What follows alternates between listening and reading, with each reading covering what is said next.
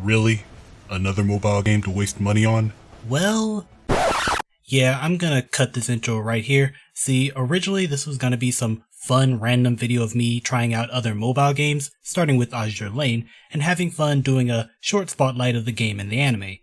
But life kinda went south for a while, and my initial plan of goofing around with Azur Lane for a couple weeks turned into 5 months. So, surprise unintentional Azur Lane game/anime review ho?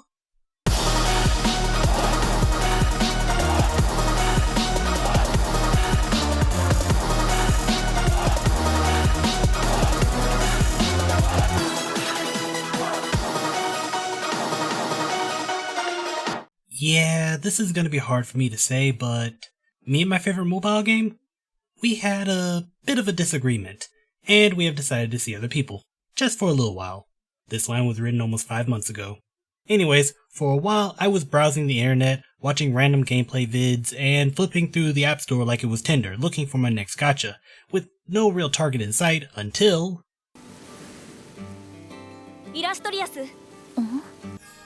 That'll work. So, Azur Lane, a Chinese-developed mobile game by Yongxi and Manju, where you command anthropomorphized naval battleships from the 1940s during the Second World War in a sea-based Toho-style bullet hell shooter. What the heck did I just say? Story! Yes, story. That thing games, have. Okay, I'ma just come out and say it. I have no idea what's going on in this game. I think there's supposed to be some amount of parallel with real-life World War II history and the fights that each ship represented in the game we're in, but I don't know jack about naval history. So if that's the goal, it flew right over my head. To the game's credit, the opening chapters were surprisingly liberal with the use of CGs, something I didn't expect out of a mobile game, and the tutorial even included a scripted in-game moment. But beyond that, the story just kinda falls to the wayside as Azur Lane focuses more on its core gameplay, something I can respect, but it comes with its own downsides. There are a few ship quests in the game, but the only one I got to try out was Long Island's, and hers wasn't really focused on expanding the lore. Events are really what pick up the slack for story content, you know, when they aren't having Christmas parties or Halloween parties, but that comes with its own unique downsides. We'll talk about that later in the video. Playing the game with an emulator was a rather eye-opening experience. While the menus were clearly made for mobile and don't have any options to scale them down for 1080p emulated use, the artwork scales beautifully. I spent almost my entire time with this game on my phone, but the second I popped it into an emulator for this review, I got a face full of tiny details in the art I would have probably not noticed on my tiny phone screen. The menu is fairly nice to look at, always something to consider when other titles just vomit their UI elements on the screen and call it a day. Plus, you also get a personal waifu secretary on the main screen. She talks when various triggers happen in the game, such as completing a mission, having an event active, and even a special touch. 主に全てを捧げるのはメイドの務めです。ご主人様、ご覧になられますでしょうか? But otherwise are static images for you to gawk at or whatever other things people do with static images. That is, unless you buy a live 2D skin, but we'll talk about that later. When it comes to functionality, I do not enjoy the menu setup. I've gotten used to it, but starting out it frustrated the hell out of me.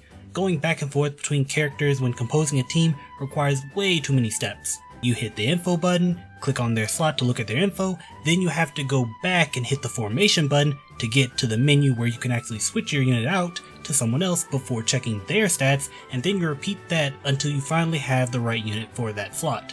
Okay, fine. Now do that again for the other 5. Luckily, equipment selection is a bit better where it shows comparisons, but factor in hidden statistics, and by the end, I find myself preferring to craft teams on my computer before actually making them on my phone, which kinda defeats the purpose of a mobile game. The combat UI is pretty sleek, but if you're the type of person who likes their waifus up front and flaunting their stuff, that might be a bit of a problem. On the bright side, being chibi has been proven to increase your likelihood of dodging projectiles by about 50%. The various characters do show off their artwork whenever they use their ship's special attack, but only the backline ships have those, so you won't be seeing your frontline waifu's KFC menu during gameplay. Audio wise though, nothing in the base game really blows me away. It's distinct, I'll give it that, but I always hope for a couple of tunes worth adding to my late night driving playlist. Here, all I have is the Udachi battle theme.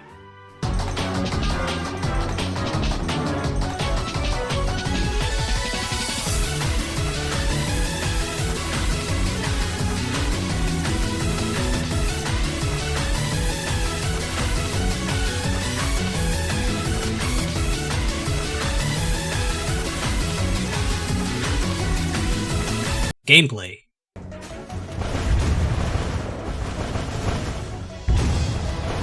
This is pretty fun. The bullet hell style serves the naval combat aesthetic well, with plenty of supporting mechanics making the two mesh seamlessly. But before we can talk about that, we need to talk about team comps. See, you don't just play as a single character in this game, instead you play as a fleet, complete with a front line that you control and move around, as well as a backline providing support. You get 6 slots to do this, so there's plenty of options when it comes to team comps, putting battleships, aircraft carriers, and support ships in the back, while having cruisers and destroyers in the front. But we can go deeper. There are plenty of subclasses in the game like heavy cruiser, light carrier, aviation battleships, though I do have to admit, the distinctions do trip me up from time to time. Every once in a while I catch myself thinking CA stands for carrier instead of cruiser heavy, but that's on me. More importantly, there is little indication for what subclass a ship is outside of going into the character stat page, which becomes important when hard mode stages require certain types of units to play. I was super confused when I tried to get into a hard mode stage requiring a battle cruiser, only to realize after months of playing, I only had one, who I routinely send on missions. There's a surprising amount of things you need to learn in Azur Lane, and coming from Fate Grand Order, it actually makes me notice just how compressed the mechanics in that game were. But before we get into that, let's get into the actual gameplay, which thankfully is a lot more self-explanatory. Going into a stage puts you on this battleship style map where you can move around picking up items and spending oil, the primary resource of the game, to go into battle against small detachments of enemies until eventually revealing the boss. At first I felt this was an unnecessary step between going from building your fleets to actual gameplay, but the battle map does have some strategy to it, like your ship's evasion stat helping you dodge ambushes, and your fleets having ammo that can run out if you overuse them on a map. Standard combat is fairly easy. You float around dodging gunfire while automatically firing at anything within your weapon's range. Enemies come in the form of various battleships, waifu units, and even suicide boats that charge not the frontline ship girl you are controlling, but your backline, which depending on who you have back there can be very detrimental. Or you can just beef your way through them with a fleet of battleships, but that comes with its own set of problems. On the player side, depending on what units and equipment you have outfitted your fleet with, you have access to a couple of naval themed special attacks like torpedoes, artillery, and sexy airstrikes.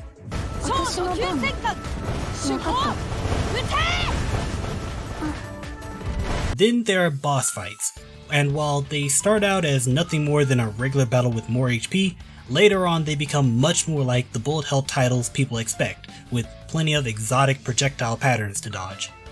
Now for a lot of the bosses, they felt pretty damn easy to the point that I felt comfortable using the game's auto mode to... Oh, I said the A word, didn't I? Yes, this game does have an auto mode, and with that comes the very real criticism of if your game is fun then it shouldn't need an auto mode. Well, while there are some arguments to counter that point in general, for Azur Lane specifically, I think the mode is a good inclusion because the primary goal of this game isn't to master its core gameplay. The goal is to collect the various ships, level them up, and build the strongest fleet possible. There is an element of skill in the game that mostly takes the form of destroyer units who rely on evasion and precise deployments of torpedoes to do massive damage, but this also showcases how Auto has its own weaknesses due to having...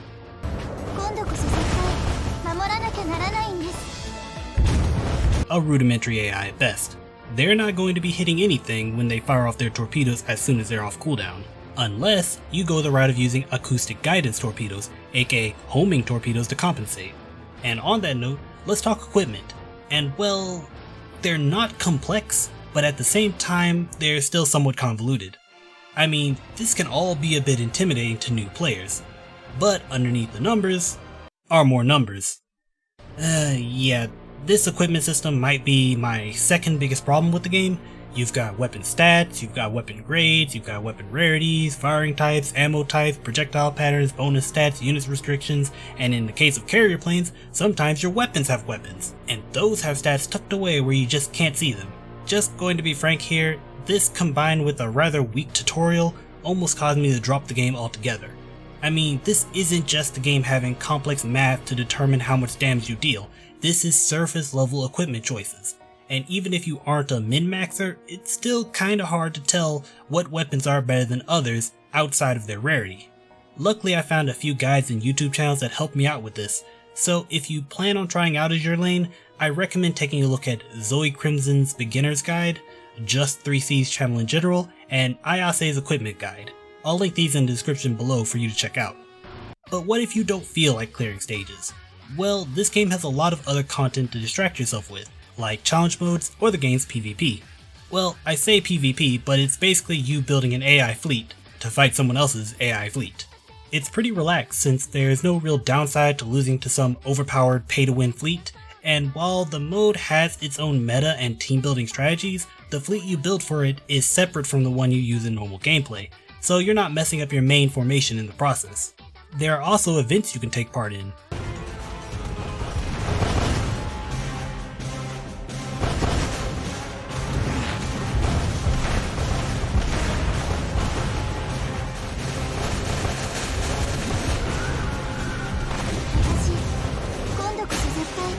Yeah, let's talk about those. I'm talking minigames, special maps, event skins, actual story content with dialogue choices, the works. Sadly, since the game fumbled it so hard with the main story in the first place, I do find it hard to stay invested in some of the events. Most of the ones I was around to play were just goofy holiday events with no real story, but just the various girls being cute and playing around with each other. The map stages though, are fun and at times challenging, encouraging players to pull out their big guns for maximum rewards. This brings up an interesting element of Azur Lane. The events are really what makes this game shine, and luckily, from what I've played, the events tend to happen back to back with little downtime. But this also means if you're coming into the game fresh like I did, you will have missed out on a lot of content that doesn't seem to be coming back anytime soon. Like I said earlier, I mostly saw goofy holiday events, and that's most likely why I have so many misgivings with the story, because the events that expanded on it happened in the past before I started playing the game. Now, let's say you're just tired of gameplay in general. Well, you can always just stop playing the game, and in doing so, still earn benefits. You can send teams of ship girls on missions, and after a set amount of time, they will return with various resources. It also ties in with the main gameplay, where as you play, you activate limited time short missions to send your unused ship girls on. There's even a really long 8-hour training mission that gives a ton of EXP to the girls sent on it, good for those who just like to play the game in small bursts. Another way they can earn EXP is by assigning girls to the dorm, a fully customizable space where they passively gain EXP and recover, as well as being adorable to the point that it makes me appreciate the chibi art style for once.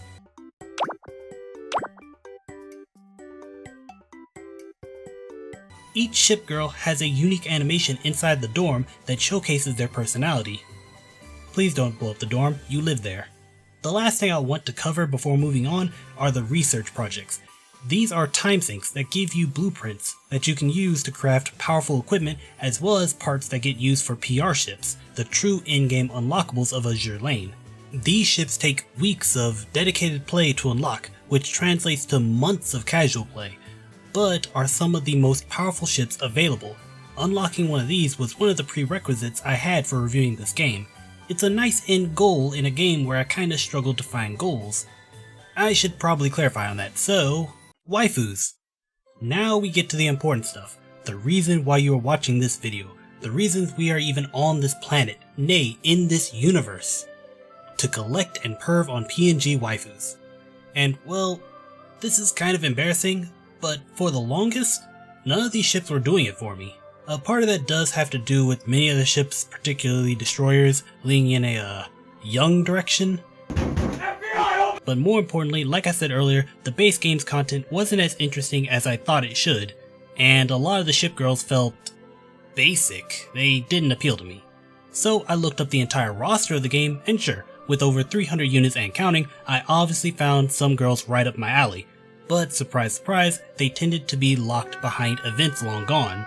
Now, when a waifu's surface appeal fails to deliver, you can always fall back on their secondary attributes, namely game mechanics and personal lore, and in that department, Azur Lane kinda fumbles it in its base content. A lot of the early Ship Girls gameplay, again, felt basic. I mean, a chance at double damage is a sweet thing to have, but it doesn't really scream, I want this character, when you're starting out. Personality-wise, the Ship Girls do a lot better here, and the game is fully voiced as long as you remember to update the audio after you install, but normally a game's story would showcase that and encourage players to get connected to a character, and the base game's content lacks that, while the events focus more on the sparkly new characters added.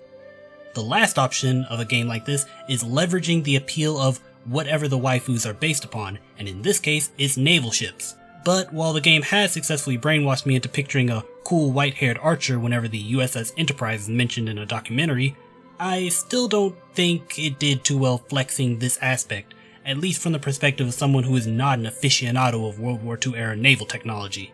Now, that's not to say there aren't any historical fun facts or info that can be gleaned by the Ship Girls, particularly in their voice lines and designs, but it's not very apparent, and I guess that's due to the game, I think, being in an alternate history.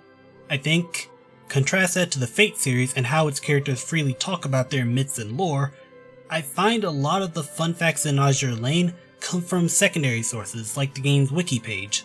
Fun note, Indianapolis does not notice that she's sitting on a goddamn nuke because the real crew of the Indianapolis did not fully know what they were transporting in World War II. Also, she doesn't like I-58 because the sub sunk her in World War II. Haha, that's a little fun reference to the real life events. Wait, I-58 says she really did sink Indy. Wait, Indianapolis is dead in this universe? Did World War II happen? Did it happen with the real ships or the Ship Girls? I thought the Ship Girls were alternate universe versions of the ships. Are they reincarnations? Don't ask questions. But before I guess got acclimated to this game's method of waifuing, which might be the standard, I don't know, maybe I was spoiled by FGO, before that I was really scrounging for characters to work towards in this game, looking at character guides, checking out fan art, and reading hentai. On that note, anime. I don't know what I expected out of this anime. That's a lie. I expected waifus doing waifu things and a ton of fanservice, which this anime did provide in spades. Azur Lane the Animation, very unique title there, is a 12-episode anime that started in 2019, and as of the time of this video has only shown 10 of the episodes. Talk about staying true to the source, it even cut off the story like the game did. Anyways, the show is produced by Bibury Animation Studios and directed by Tensho, whose directing work also includes the Grisaya series. Right off the bat, the anime does what I've been wanting the game to do for several months, give a goddamn backstory. So here we go, strap in. Basically, at some point in history, humanity was fighting each other for control of the seas, as they do, but had to put their differences aside when an alien force known as the Sirens attacked. They formed Azur Lane as a coalition between 4 different factions, the Eagle Union representing real-world America, Royal Navy representing real-world Europe, Iron Blood repping Germany, and the Sakura Empire repping good old Japan. They used advanced technology to create the Ship Girls, who were significantly more powerful than any traditional naval fleet, and worked together to drive the Sirens back. The show mostly follows the USS Enterprise's journey to, I guess learn the value of friendship? Even here the story is not very clear, and it mostly just jumps back and forth between cute ship waifu stuff and the factions fighting against each other. One cool aspect of the show is how it advertises all the different ships in it, showing their names and drawing attention to their appearances within the show. Even though I was still fairly new to the franchise, I did get a spark of excitement whenever a character I was leveling showed up in the anime.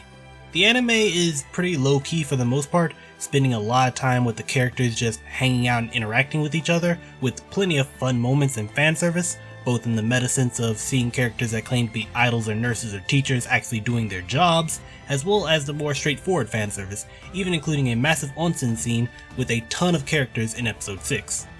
I mean, it shouldn't come to a surprise that the series that sells itself on cute girls would have a lot of fan service, but honestly it's quite tame overall. No one's walking around in clothing with the tear resistance of toilet paper. The show does give bonus points for using the beach scene to show the characters in their summer skins that can be purchased in the game, gotta respect that hustle, Now, as fun as talking and showing the fanservice in the anime is, the real gem of the series is in its action scenes. Right off the bat, when the alarms start blaring in the first episode and the girls gear up for combat, it just clicked.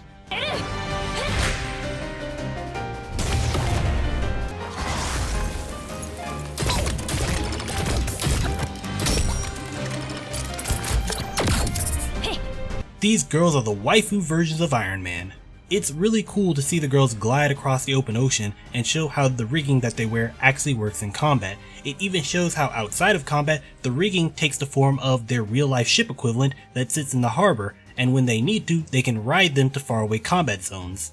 But none of that compares to seeing the ships duke it out, accompanied by some excellent sound work.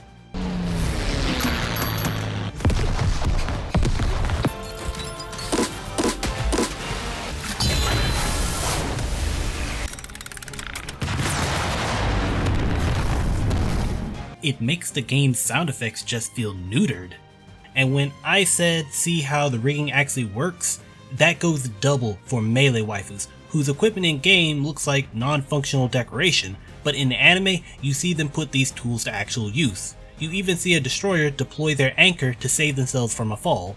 But none of that compares to the carriers and how the anime shows them deploying tiny planes from their runways or summoning them with their trinkets they hold, like the Sakura carriers. Special consideration goes to the Zuikaku vs Enterprise fight, with Zuikaku summoning planes and using their energy to buff her katana, and Enterprise pulling off one hell of a JoJo reference with their bow.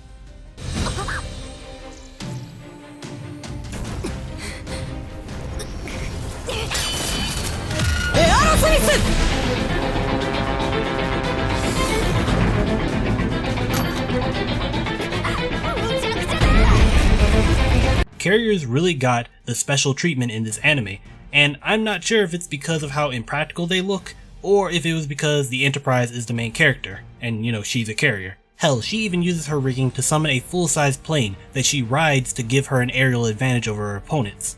It's so absurd that when another carrier does this for a climactic showdown, poor Zuikaku still on the water looks up at it like, so this is a thing? What really seals the deal with these action scenes though, is that they truly feel like both sides are playing for keeps. There's a very real tension in the large-scale battles that feels like someone might not make it out alive, that they are giving it all in every single fight, despite most of the combatants that do get downed simply floating on the surface of the water unconscious. You said most. The fight scenes are so good that despite my enjoyment of the mobile game, now I really crave a full 3D rendition of the Azur Lane experience. NANI?!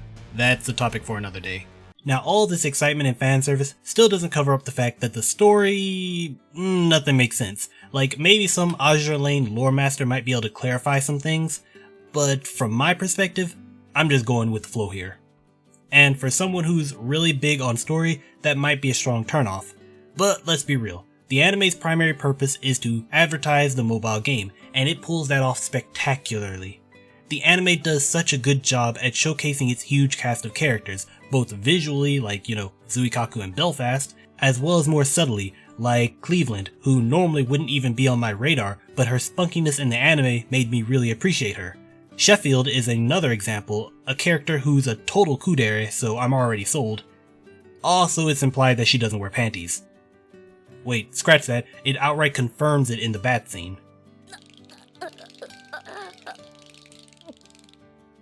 And on that note, yes, the Blu-ray version does purge the god rays from the bat scene. So yeah, all in all, pretty fun anime to watch, especially if you're interested in getting into Azur Lane. It does its job as advertisement fairly well.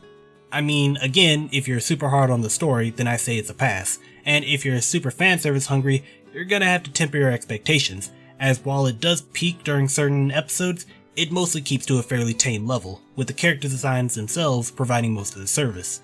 But those action scenes are what really makes the show stand out to me. Guess they really knew where to focus that gacha money budget.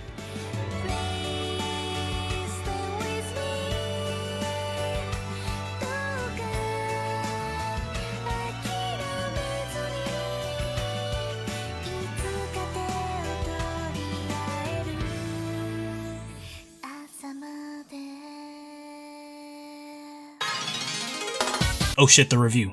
Back on topic, as time went on and I understood the game more, I started to see the value in each ship girl's stats and abilities, how different unit types have different equipment slots, or how passive abilities interplay with the primary skills of the game. With that said, I still don't think most ship girls are too different from each other, at least on the lower end of the rarity spectrum. Obviously, the rarest units have very unique abilities that make them really stand out, and in general, event ships seem to be breaking the mold from time to time. But for the average ship, quantity over quality seems applicable here. There's one mechanic though that I still have yet to cover that makes the units significantly more powerful and special, that being barrages. Barrages have your ship girls occasionally fire off patterns of projectiles, much like the bosses do, dealing significant bursts of damage. These barrages are specific to the family of ships the girls are from, but a unit can have skill barrages that are wholly unique. The only issue I have with this mechanic is that the game's UI completely drops the ball on explaining each unit's barrage. While it shows the family specific barrage pattern each frontline unit has, it does not show the unique skill barrages, which can be the most striking aspect of a particular ship girl. With that said, again, most older ships have less impressive barrages, and that feeds into the overall feeling that the age of a ship girl becomes really apparent as you progress in the game. Okay, poor choice of words. There's a tangible distinction between some of the earliest ships and the later designs. Even visually, some of the older units just feel bland. But while most of the game is happy to just throw newer and newer stuff at players, some units do get a new coat of paint added to them in the form of retrofits, giving the older ship girls boosted stats to keep them relevant, and both a new ability and new art to go with it. I mean, not all retrofits turn out the way people probably hope for them to, but I'm happy to see the devs not completely focus on event-based content. Monetization.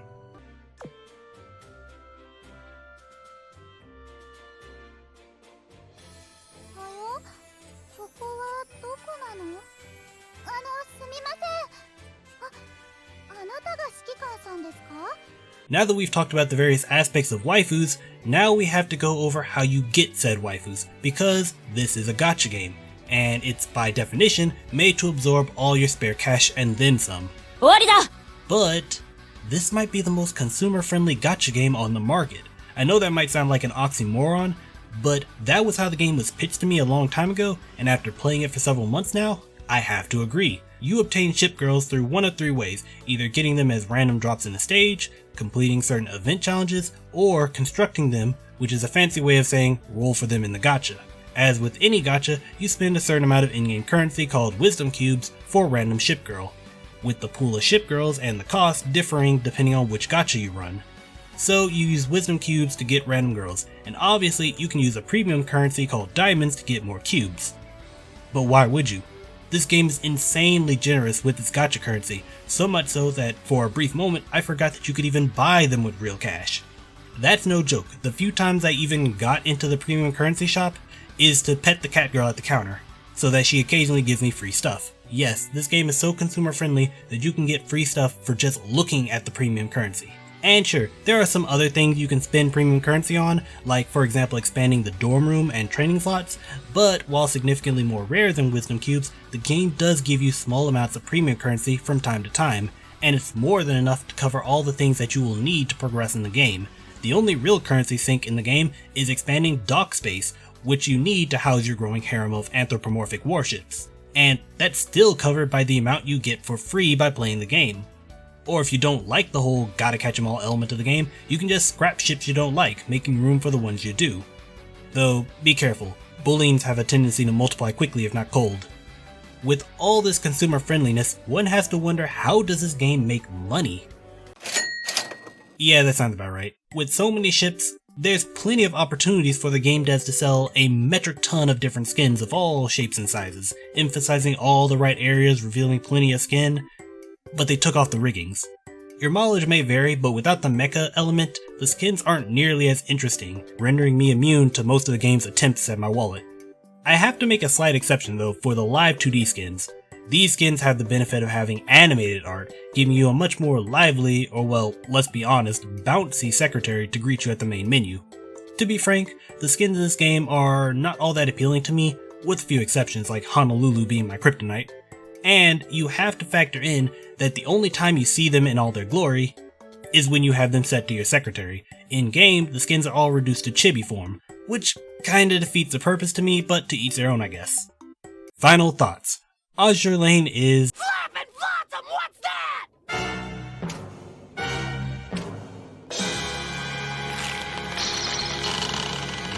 censorship. Okay, it's not as bad as I'm leading you all to believe, but I've seen some people claim that this game is completely uncensored, and that's a lie. But it's a lie with good intentions, because for the most part the game is indeed uncensored, even with characters and skins that even I am shocked made it past the censors.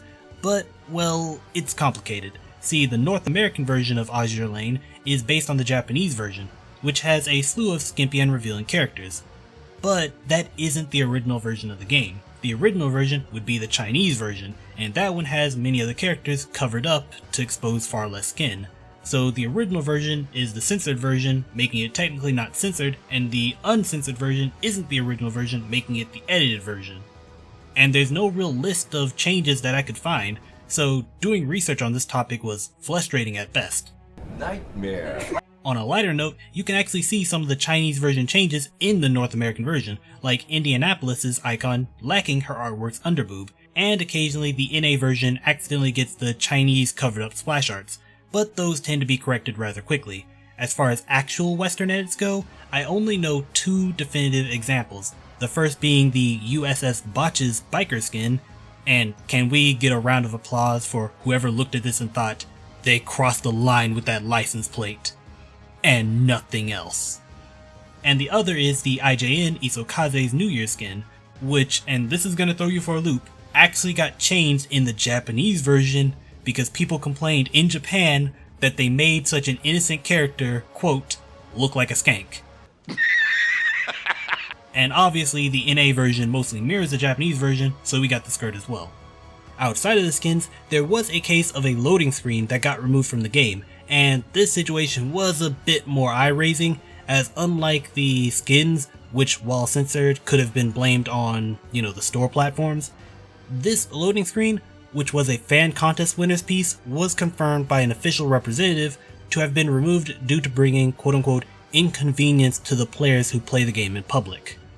Kinda a weird response when loading screens like this exist, but I will admit, when I'm playing Azur Lane around family, I do flip my phone during loading screens. The main reason I'm bringing this up though, aside from general consumer awareness, is because I considered playing Azur Lane a long time ago, but decided against it due to concerns about censorship floating around. After actually looking into it, I have to say worries about censorship were grossly overblown, and it seems like the devs are committed to giving the Western players the same experience the Japanese players get. For now. Final thoughts to the Revengeance. Oh, well, this is awkward. I don't think Azur Lane has a credits roll in the game. Normally when I'm wrapping things up, I have the credits rolling in the background as a sign of respect for the creators of the work I am reviewing. I guess I can use some of the footage from the official Azur Lane staff interview. Links to the video will be in the description below. Anyways, Azur Lane is an interesting franchise for sure.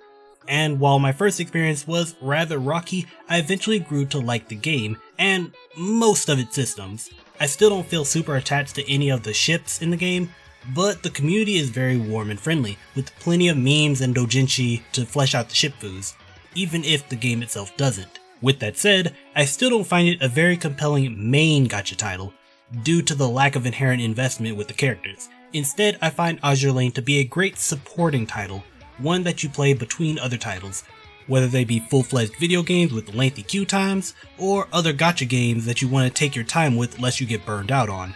And to the game's credit, both the auto mode and the very consumer-friendly nature of the title benefits it in this regard. And I really want to emphasize that consumer-friendly part, because the devs have gone above and beyond the call of money.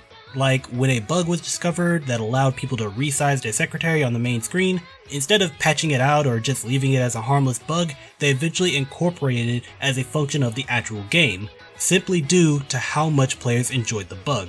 There's plenty to do in the game, bosses to beat, comps to try out, events to complete, and plenty of things to set up so that they all work in the interim when you aren't playing the game.